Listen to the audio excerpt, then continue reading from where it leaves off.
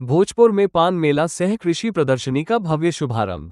मत्स्य पशुपालन सहित अलग अलग विभागों के स्टॉल लगे। मॉडर्न तकनीक दिखी। बीजेपी एमएलए ने खाद की कालाबाजारी का मुद्दा उठाया। आरा कृषि भवन परिसर में आज 2 दिवसीय किसान मेला सह कृषि प्रदर्शनी का भव्य आयोजन किया गया। कार्यक्रम का शुभारंभ दीप प्रज्वलन के साथ हुआ। मेला का उद्देश्य किसानों को आधुनिक कृषि तकनीक, सरकारी योजनाओं और नवीन कृषि संसाधनों की जानकारी देना है। जिला उद्यान विभाग, मत्स्य विभाग, पशुपालन विभाग, उद्योग विभाग, जिला अग्रणी प्रबंधक कार्यालय सहित कई विभागों की ओर से स्टॉल लगाए गए हैं।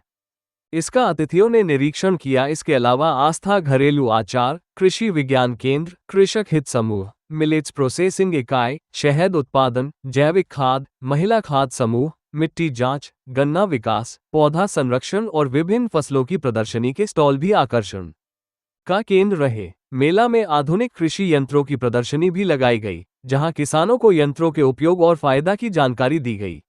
अधिकारियों ने किसानों से संवाद कर उनकी समस्याएं सुनी और समाधान का आश्वासन दिया।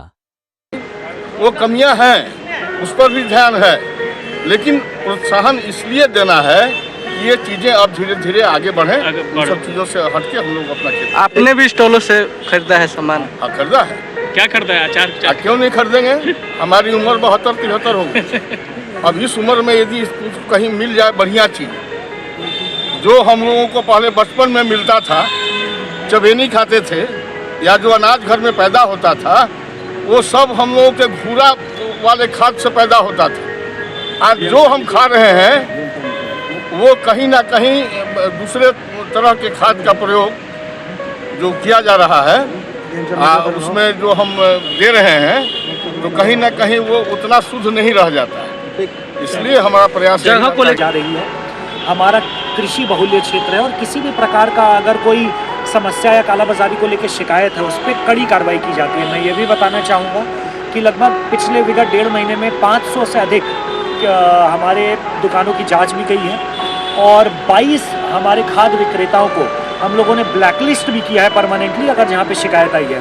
और कोई स्पेसिफिक अगर जिस भी प्रकार की शिकायत है उसको लगातार जांच की जा रही है। और अगर इसमें एक बात ये स्पष्ट है कि किसानों के हित में अगर कोई भी समस्या उत्पन्न करता है या अगर कोई भी शिकायत प्राप्त होती है, उस पर कड़ी कार्रवाई की जाएगी। कई लोगों के लाइसेंस भी रद्द किए गए हैं, 22 को ब्लैकलिस्ट भी किया गया है, FIR भी किया गया है। तो लगातार छापेमारी और कार्रवाई है और अगर कोई भी क्षेत्र से समस्या आती है उसका त्वरित निदान भी किया जाए। ठीक है सर।